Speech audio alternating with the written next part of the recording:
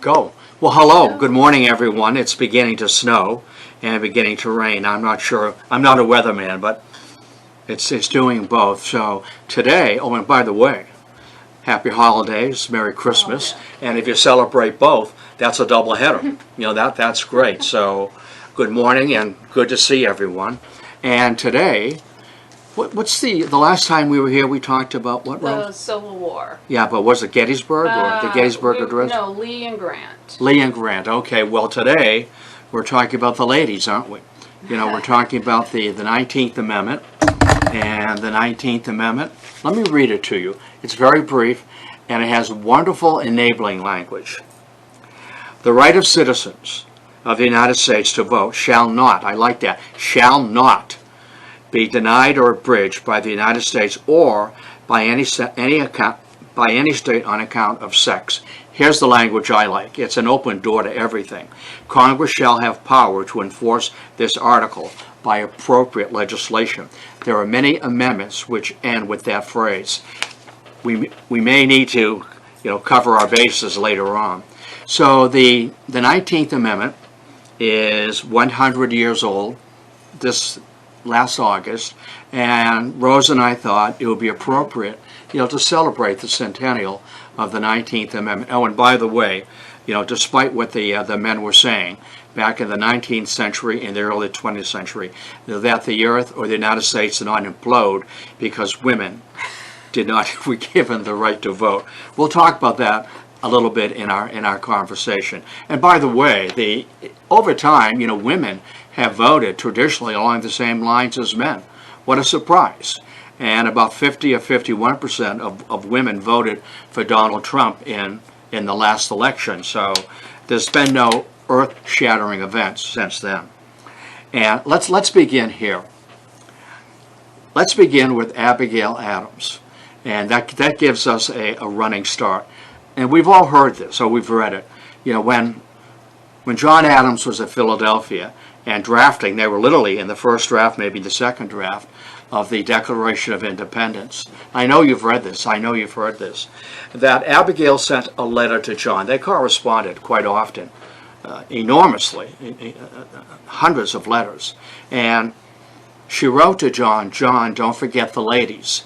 Now, by that she did not mean that women have the right to vote or to run for office. When Abigail wrote to John and said, John, do not forget the ladies, he meant that the women could have the right not to vote necessarily, not even to vote, but to own land, to write a will, if you will, to be divorced. Divorce was impossible, for a woman in the 18th century. And if you were in a bad marriage, you were stuck. You had nowhere to go. So John, remember the ladies, was more of a social pitch rather than, political rights. So where do we go from here? I want to give you 3 names. I want to give you 4 names. Now, the last name you might not know too much about, but we're going to focus down on her. But I know you know about Carrie Chapman. We'll mention her a little bit. And Elizabeth Cady Stanton. And also, let's see, who's the third one or the second one? It just ran out of my head. It'll come back to me. The first movement, the first glimmering, the first interest in giving women the right to vote, the suffrage, the franchise. And by the way, the word suffrage is a Latin term for suffrage GM. Susan B. Anthony would come to me. Susan B. Anthony. More about her in a little bit. She was a pistol. She was trouble. And she never married. Because as she told Elizabeth Cady Stanton and also Paul, who's the last one we're going to mention, that marriage is a trap, that prevents you from doing what you want to do, as a woman, as a person, as an individual. Well, for some women, that's still the case. I'll let that go. I'm not even going to go there. So in the 1830s, there was a movement in the country, a reform movement, to deal with some social problems. For example, to improve education, to make sure that teachers are properly trained and properly paid, to do something about a national peace movement, temperance, dealing with the insane, that they were not possessed by the devil and to be locked in the basement, or locked in the attic, that there was a medical problem here. So there's a reform movement in the 1830s. Abolitionism was an important reform movement in the 1830s, and so was a growing interest in giving women, the right to vote. And part of that reform movement was in 1848, in the 1840s, 1848 to be exact. I want to go there in a moment. 1848, there was a national convention of women. Most women didn't give a whit about having the right to vote. They were busy doing laundry, doing dishes, taking care of their husband, which was considered the traditional role of women, taking care of their husband and their children and household tasks. But Elizabeth Cady Stanton, Susan B. Anthony, and Carrie Chapman, soon to be joined by, and I'll come back to her, she was a pistol too, and this is Alice Paul, all 5'2" of her, weighing 95, count them, 95 pounds. Don't let me forget about her. And all of you that are with us, please, don't let me forget about Alice Paul. She is central to our story here at the turn of the century. Please, I'm giving you that assignment. Alice Paul. What's your assignment? Alice Paul, the same as hers. Thank you and thank you. I like doing that. It confuses people. Not you, though. You know that we're alone here. In 1848, about 300 women met in Seneca Falls, New York. Many of the men called them Amazons, she-males, that they ought to be home with their husbands. And if women are given the right to vote, they'll get caught up with items such as closing down barrooms, that the temperance movement will capture them, making sure their children are properly educated, making certain that their husbands come home from the steel mill or the coal mine at night and not leave their money on the table for Susie or whomever, not Alice Paul, Susie, who was serving them beers and shots, if you will. They met in Seneca Falls, New York, and about 300 women. A few men showed up, who were sympathetic to all causes, and the name you do know is Frederick Douglass, a very important reformer who was an escaped slave. Not a runaway, but self-liberating, if you will. And he saw the right for women to vote as self-liberating, as we said a little while ago, that they had concerns as well. After all, when Congress votes for war, they're sending the sons of these women who bore them out to war as well. So about 40 men are there. But for the press, consider them she-males, Amazons. They had nothing to do but to beat up on men. And Elizabeth Cady Stanton, who was the ringleader here at Seneca Falls, enjoyed the press coverage. Any kind of coverage is good. And we'll take that coverage so that people know we're here and that we're looking for the right to vote, the elective franchise, for lots of good reasons, necessary reasons. By the way, Massachusetts was the 8th state to ratify the 19th Amendment. And don't let me forget about the ratification process, because I won't either. So at Seneca Falls, they issued what was called the Seneca Falls Declaration. And everyone signed it. And it will be Elizabeth Cady Stanton who, in a brilliant way, came up with and helped to write the Seneca Falls Declaration. And let me read the first couple of sentences. And if you don't recognize them, you failed. You failed this class. In fact, withdraw from the university. You ready for this? Yeah. You ready, Rose? Mm-hmm. Do you recognize this? This is the opening line. Do you recognize this? When in the course of human events, it becomes necessary for one portion of the family of man to assume that people of the earth a position different from which they hitherto have occupied.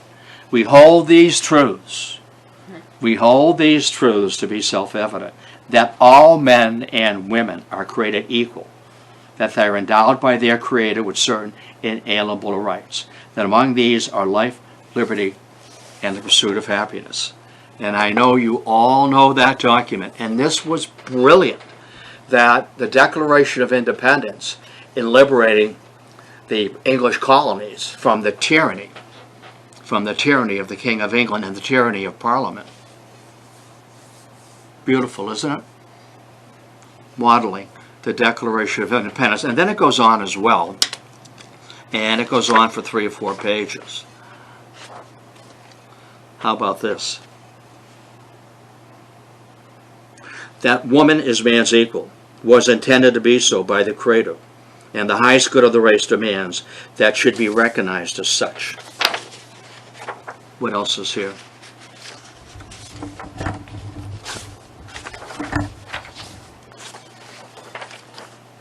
Well, you ought to read it. I ran through a speech by John C. Calhoun as well. It's brilliant. It sums up everything about the reform movement of the 1830s and 1840s. And with the growing threat of a civil war, that, Lincoln, who by now has been elected president, Lincoln was asked by the ladies, what's your position on franchise for the women? And he said, right now I need to put that aside. I need to restore the Union, and I need to fight and to win this Civil War. But, and this was an important but, he said, when this terrible conflict is over, I will consider this carefully. I'm not opposed to it, but I will consider it carefully. Right now, the role that the women can play is to nurse, to heal, to write letters, to read letters. There were so many men who were dreadfully harmed, physically, mentally, and physically, by the Civil War. By the way, I'll just mention this briefly, that at the end of the Civil War in 1865, there had to be a new definition of male beauty, because so many men, had their legs amputated, their arms amputated, their foot amputated, and that's why I'd like to talk about the medical history of the Civil War as well. I'm pitching this to Roche. She has an assignment for me as well, and I hope you don't fail me. I'm counting on you, Roche. So Lincoln said, after the war, right now you can help, with healing, with mending, do hospital work, make mittens, knit overcoats, underwear, if you will. But right now we have a larger role to play, and that's to restore the Union. With or without slavery, we'll see. That's Lincoln. But right now we need to win this war. And when the war was over, of course we know when the war ended, Lincoln was assassinated in April of 1865. And before the war formally ended with the surrender of Lee to Grant. Notice how I slipped that in. Mm-hmm. Connect up with the last conversation. But see, Lincoln was dead. And the word on the street was, well, we'll take care of the women maybe later. Here's the phrase that was used at the time. It's the Negro's hour. That's their phrase, not my phrase. It was the Negro's hour to be able to benefit from the Emancipation Proclamation, and in the interest of the progressive movement, when that reappeared at the end of the war, the Civil War amendments in particular, Amendment 13, the Emancipation Proclamation, Amendment 14, which gave all women, which gave all people the right of citizenship, not the right to vote yet, and the 15th Amendment, which gave black males to the right to vote. Now, they knew they ought to be careful. You show up on polling day, you're going to get shot, you're going to get burned, you're going to be hanged, you'll be beaten. You better not show up, not polling day, you better not show up to vote. So, as we move into the early years of the 20th century, Elizabeth Cady Stanton, Susan B. Anthony are either deceased or they've retired. As I said, Susan B. Anthony never married. It was a trap. It would prevent her from doing the necessary work of suffrage. Elizabeth Cady Stanton married, and she married the right guy.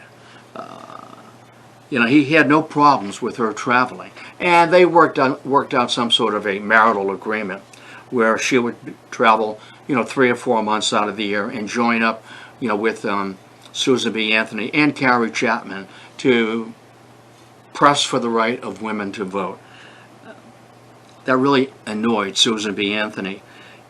As I said, she was never married, had no children. Elizabeth Cady Stanton had 6 or 7 children.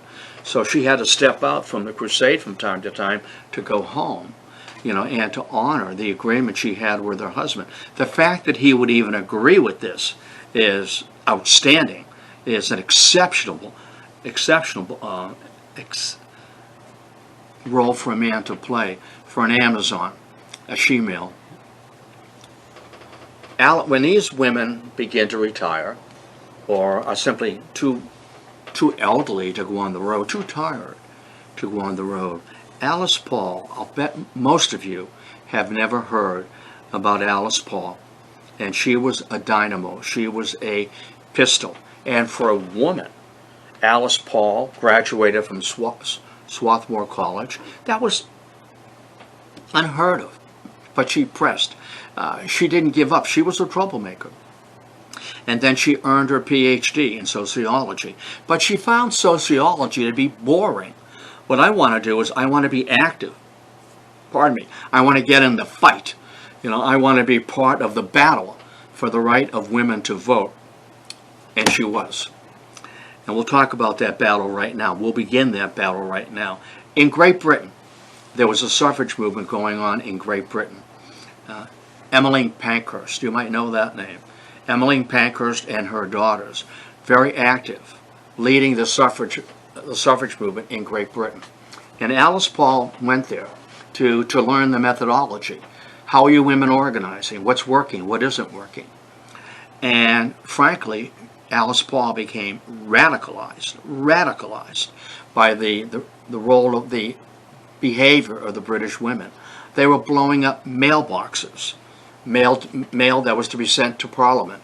They entered Parliament, and from the booths, they were catcalling the men. And of course, they were kicked out immediately. This is my favorite. This is my favorite element of protest by them. I mean, not only did they chalk the sides of their homes and chalk the sidewalks and accost them in the trolley, as they went to sessions of Parliament or to work. This is my favorite. They dug holes in the putting greens at golf courses. At night, they would steal onto the golf course and they would dig holes in the putting greens. Golf is British. British is golf. And can't you see Anthony, speaking to Timothy? Oh, Timothy, these wretched women have been here. Look, they have dug holes in the putting green. There goes our tea time. We won't be starting until next week at 9 a.m. And we have to guard the golf courses now because these dreadful women, these Amazons, are breaking up our game. That's my favorite element of protest. Not violent, but certainly a way of protest. Everybody has a weak spot. And there's a weak spot for the golf game. Can you imagine with we just got over the golf season, sort of. So Alice Paul went to Great Britain. Now, she didn't blow up mailboxes, but she did, work with the Pankhurst family to harass members of Parliament on their way to work, or to chalk the sides of their homes, or to chalk the sidewalk in words that I shall not repeat, because this is a family show. You've heard me say that before. So Alice Paul returned with others who had accompanied her. How do we energize? How do we energize the movement for the women to vote? We are the next generation. It's on our watch that this must happen. And Alice Paul, along with others, see, there was a big debate. Let me interrupt myself for a moment. There was a big debate as to, in the movement, as how radical we should be, just as with the civil rights movement of the 1960s. How radical should we be? How destructive should we be? And that was a major issue between, as you know, Martin Luther King, Stokely Carmichael, Malcolm X, and so forth. How radical do we get? How violent do we get? And the division was, do we try to lobby Congress to have Congress pass the 13th Amendment and to get it out to the states, or do we begin with the states and have states 1 by 2 by 10 affirm the 19th Amendment, or as it was worded, as I just read to you, and then put pressure on Congress. And it will be Alice Paul. So we need to work state by state by state, and we need to bring attention to the movement. We need to bring attention to what we're doing. Now, President Woodrow Wilson had just been elected president in 1912, and he was ambivalent about the 19th Amendment. I mean, you know, when the women began to picket the White House, and I'll come back to that, when the women began to picket the White House, he kind of was, he found it amusing that women would picket the White House. And when he was driven out of off the White House property, that he would wave to the ladies, tip his hat, kind of bemused, smiling. And this really isn't feminine behavior. Is it, George, my driver? Of course not, Mr. President. And his first wife was opposed to this as well. Wilson was married twice. His first wife, died of Bright's disease. There was no divorce here. And so he was, as I said, ambivalent, found it amusing, that these women in their white gowns would protest like this in front of the White House. And he would invite them into tea. And these women found that diminishing. Now, invite us into tea. Yeah, tea and gingerbread. This is a movement. We want the right to vote. You're sending our sons off to war to be killed.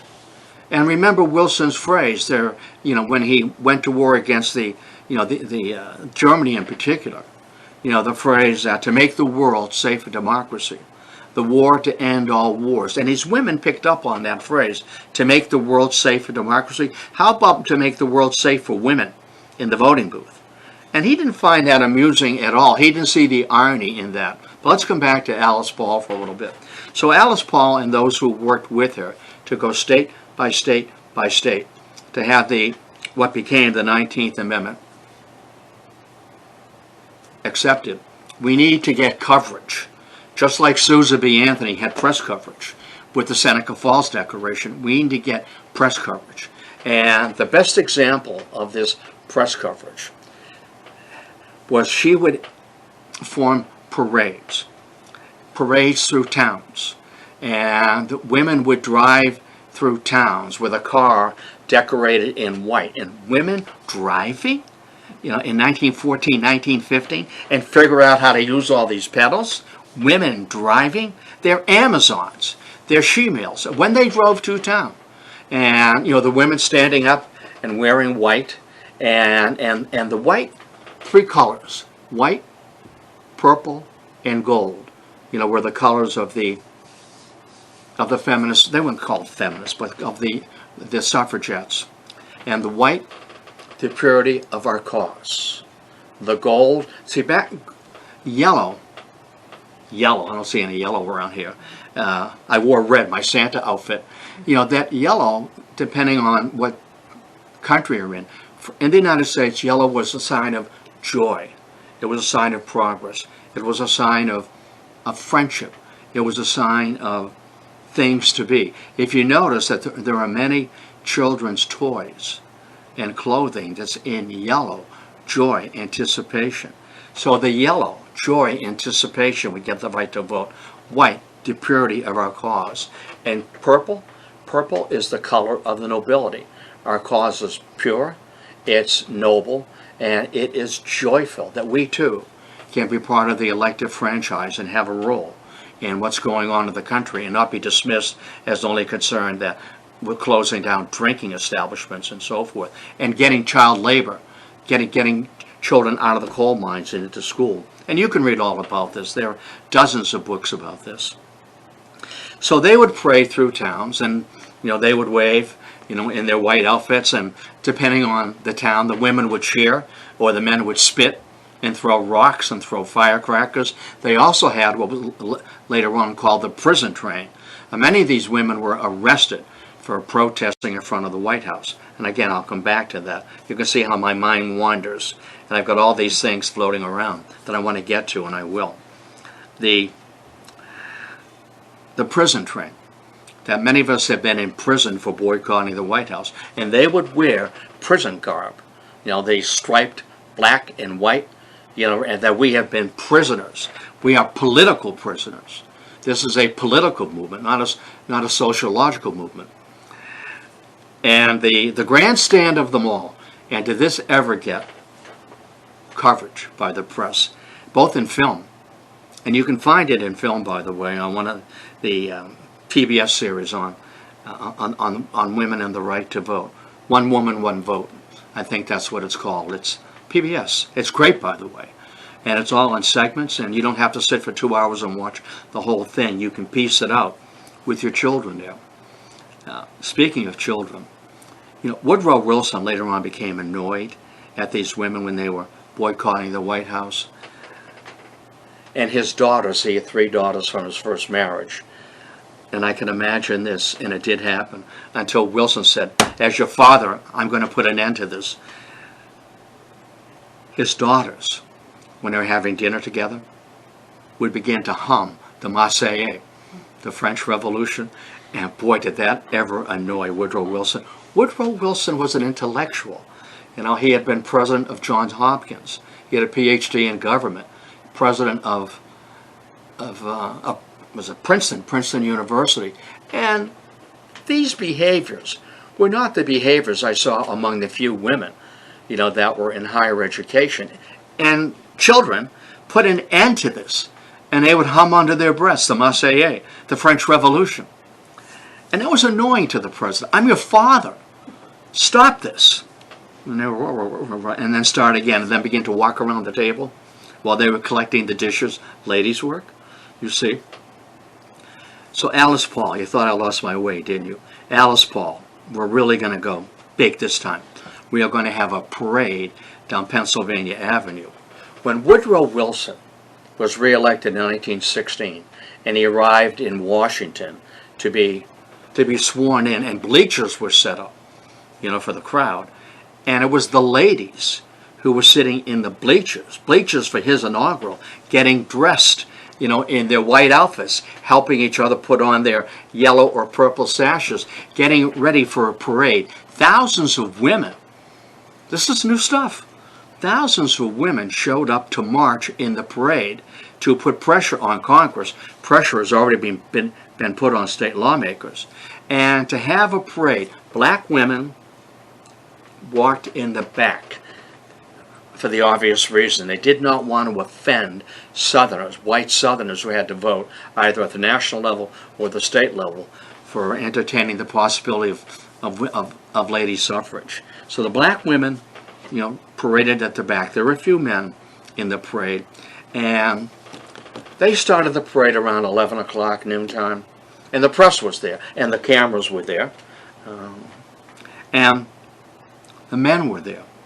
And there were many guys who, watching this parade, saying, you know, they've been drinking. I mean, the bars were open at 11 a.m. They've been drinking, beer and shots. These ladies, these women, these she-males, what are they doing out here? Parading. You know, they should be at home, dealing with their children, making supper, making lives comfortable for their husbands. What are they doing here? These are she-males. These are Amazons. And some of the guys who had had a little more to drink than they ought to, and that happens often, doesn't it, began throwing rocks at the women. And someone got the bright idea, let's go in those millinery shops and steal their pins, their knitting pins, and let's walk among them and to stick them in the behind with the knitting pins and to pull their blouses down, you know, and to expose their breasts. And then, I see at the head of the parade were about 20 women on horseback, white horses. Susan B. Anthony was one. Helen Keller was one. And Helen Keller, I won't even say this, it's a bad pun. Helen Keller took a fist right in the face, and she had to be hospitalized. I mean, she got bruised badly. So the men began sticking the women in the butt with these pins, you know, yelling at them, and sticking these pins in their, pulling their blouses down, their white blouses down, and then sticking these knitting needles into the horses, and the horses rearing up and throwing their riders, and then moving into the crowd, the men moving into the crowd, and along with pulling their blouses off, giving them a good sucker punch. Chaos, complete chaos. The whole parade disintegrated. I mean, it was caught on film. It was reported. This is what Alice Paul wanted. You know, even though it's bad publicity, it's publicity. There's nothing like publicity. And the cops who were there to maintain order just stood and watched. Said, you brought this on yourselves. You brought this on. You ought to be home making roast beef. You ought to be home taking care of your dinner and your children. You brought this on yourselves by parading. Even with a permit, you brought this on. The word got back to Secretary of War Stimson that there's a complete riot going on the other end of Pennsylvania Avenue. And these women are being assaulted. They're being beaten. They're being punched. And they have a permit here. So what he did, this was the right thing to do, obviously. He sent the army in to maintain order. Now the parade broke up, but Alice Paul had her moment, didn't she? She had this kind of publicity that they had never had. And then they began to picket the White House with their white on. Picket the White House. And Wilson and others said, you know, let them alone for now. This will go away. And this will go away when it rains. This will go away when it snows. This will go away when it's cold. But it did not. These women were motivated. This is our hour. Lincoln promised us, and he didn't live to deliver. This is our hour. And we have sent our boys, our children, out to this war. And Wilson, to make the world safe democracy, to make the voting booth safe for democracy. The new German government, the Weimar Republic, had granted women the right to vote. The Bolshevik Revolution, which was, it never ended, had granted women the right to vote. The British were organizing, and we need to be granted the right to vote. This is a new day. This is a new century. This is 1915, 1916, 1920, the 19th Amendment. They didn't go away. And in order to keep warm when it snowed or it rained, these big trash barrels, they would light the contents on fire on the sidewalk, on the White House lawn. They would warm bricks in these barrels and then step on the bricks to keep warm. People who were coming into Washington, D.C. to travel, to visit Washington, D.C., they were standing with these suffragettes posing for pictures, holding the other part of the banner. This, for the Washington police and for Woodrow Wilson, this is extraordinary. This is unacceptable. Lighting fires on the sidewalks, this is obstruction of justice. This is endangering the White House. This is endangering not only pedestrian traffic, but vehicular practice, because people would hop out of their White House, out of their car to have a picture taken. And we're going to arrest these people for obstruction of pedestrian traffic, for lighting fires in the presence of the White House. And you know how today the White House is extremely protected, even more so than back then. I mean, you could walk onto the very lawn of the White House, and they did. And Wilson and Alice Paul never put on a white outfit and stood on the picket line. We want to get her. She's the ringleader. We want to get her and arrest her and imprison her. And what would happen is when these women were in prison, they would have a choice, either 3 days or a $25 fine. We'll take prison rather than paying a fine of $25. In some cases, depending on where one lived or what one did for a living, $25 was a week's pay, wasn't it? We'll take prison. We'll take 3 days in prison. So dozens and dozens of these women were arrested. And the prison, there were 2 pails, one to urinate in, and the other and the other one was to take your meal out of a pail, like an animal. And initially there were no sheets in between or no blankets in between the jails, in between the cells. And some of the guards who were sick would take pleasure in watching the women urinate, into the pails, and whatever comments they made, and to watch them eat out of a sop pail. and whatever comments they made. And then they began to sing. You know how singing brings a group together? Think church, think whatever. And they begin to sing together. And we can't have that. So if you keep on singing, not only are we going to put blankets up so you cannot see one another, if you keep it up, sister, you know, we're going to give you an hour in chains. We're going to chain you to the bars of the cell high enough so you're on tiptoe for an hour. You like that? You want 2 hours? You keep it up, you're going to get 2 hours. And the meals were just sup. They're full of worms and just sup. And Alice Paul finally said, it's time.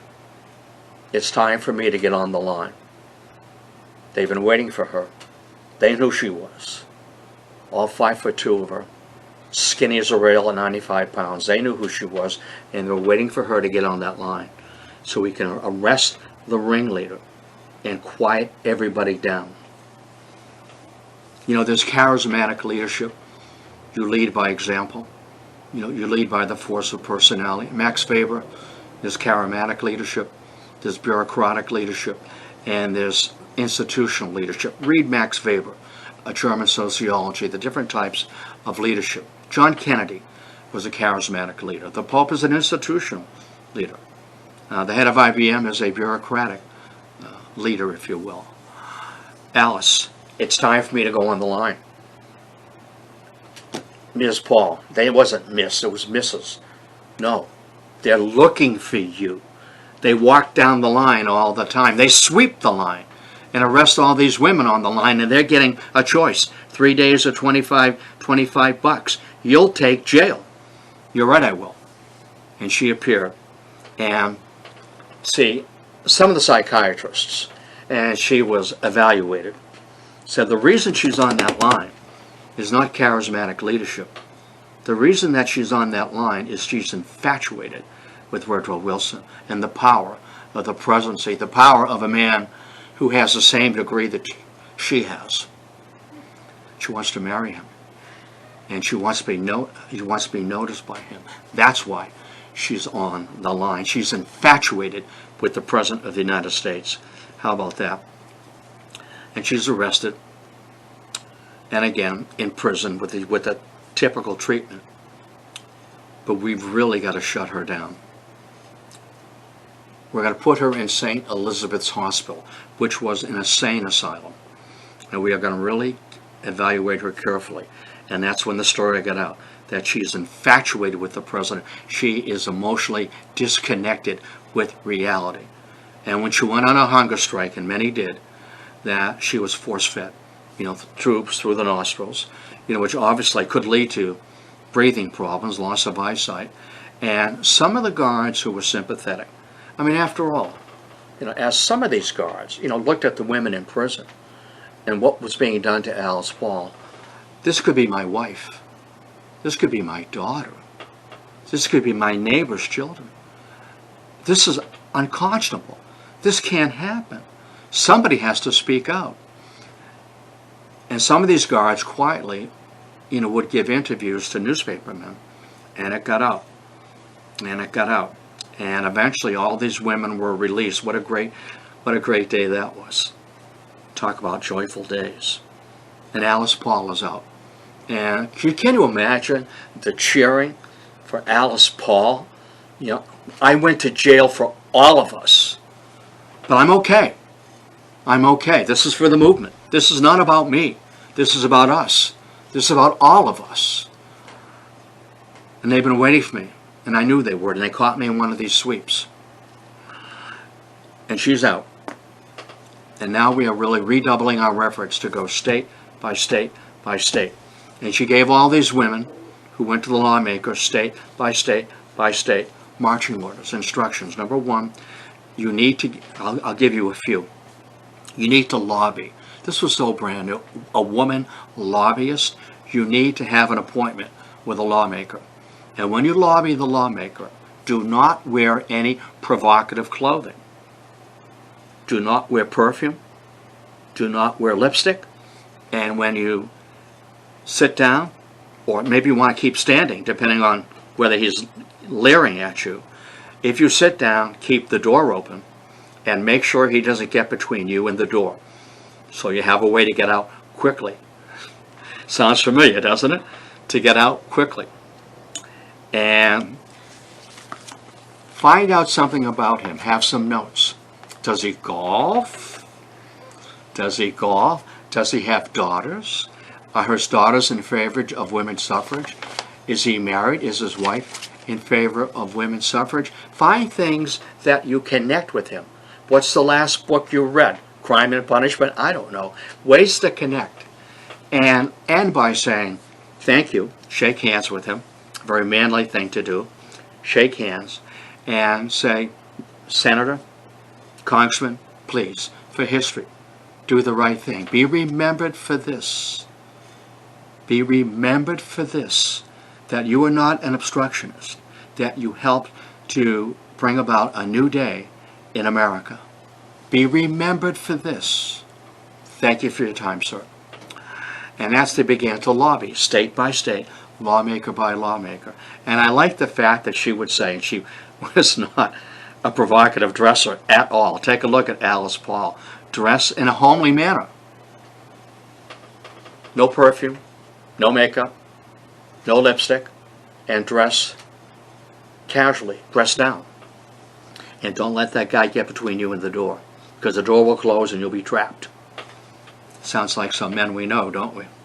Or are in the news. Lawmaker by lawmaker by lawmaker. And state by state by state, they began to get lawmakers to ratify the 19th Amendment. Now, when one amends the Constitution, it's a very difficult process. Let me relax here for a little bit. I'm getting emotional about this. That when the Constitution was written, the lawmakers who wrote the Constitution did not want to make it easy to amend the Constitution. They felt if we make it easy to amend the Constitution, there'll be more amendments than words in the Constitution. You know, that the tail will wag the dog, to use a cliche. So we want to make it difficult. How so? 2/3 of the states, let me back up. 2/3 of the Senate must ratify. 2/3 of the House must ratify, and 3/4 of the states. Now, Alice Paul and others formed what became known as the shorthand of it, the Women's Party. And they became active, organizing against Democrats. Wilson was a Democrat, organizing against Democrats to see if they could get Republicans. And they did. In 1916, Charles Evans Hughes ran for the presidency against Wilson, supporting the 19th Amendment, or what was being drafted as the 19th Amendment. Wilson was a politician, among other things, and something like 15 or 20 Democrats were not reelected in 1916. Wilson's up for reelection, and the Women's Party is beginning to hurt us at the grassroots level. And I don't want to be voted out of office. The man running against me from New York, Charles Evans Hughes, is in support of women's suffrage. So what Wilson does, he changes his mind, and he supports women's suffrage, and he goes to Congress, to the Senate and to the House. We're getting beat up by the Women's Party. You better change your mind, because you don't want to lose your seat, do you? And I don't want to lose the presidency. So that began to shift public opinion, as you can imagine. And as Alice Paul, what a nice little prompt this is. Looking as the states began to ratify, 1 by 2, by 20, by 36, we're one short. We need 39 states to ratify the Constitution.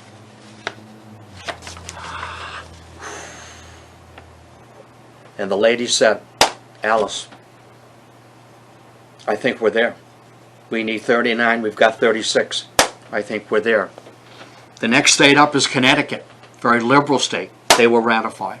And if Connecticut doesn't ratify, the next state up is Vermont. They will ratify. So the vote is taken in Vermont. No.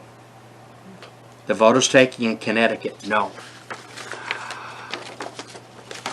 Alice, No hope here, Alice. The next state up is Tennessee. It left the Union. It was part of the Confederacy. It's still suffering from the after effects of emancipation. There's no way. There's no way we're going to get Tennessee. And Alice, we're going to Tennessee.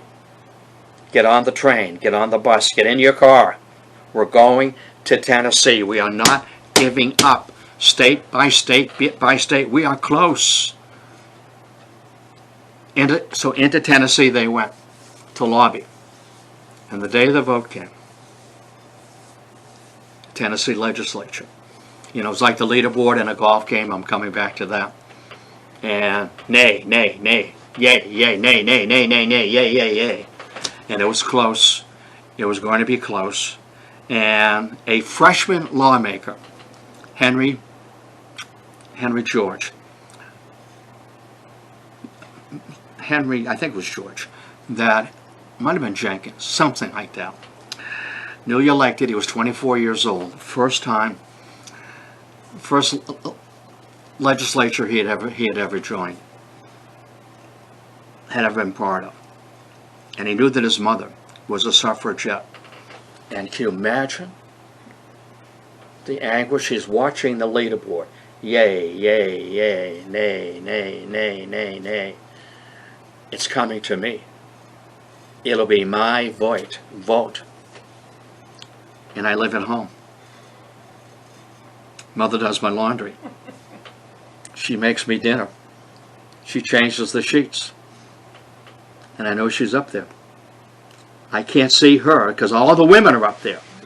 I know she's there. She can see me. It's coming to me. And she can count votes as well as I can. It's coming to me. And suddenly, at the end of the row, where he's seated, a page appears with a note. And the note gets passed and passed and passed and passed. And it's a note to Henry from his mother. Son, make me proud of you. Where's the guy going to go? I got to go home tonight. Son, make me proud of you. And it passes. And he is escorted out by the sergeant of arms because there was such booing and hissing that you were bribed, that you were offered a job, and he had to move out. He had to be careful because he cast the deciding vote. Now, all of that was current events back then. For you and for me, it's a history story. I think it was Jenkins. And so he cast the deciding vote in Tennessee.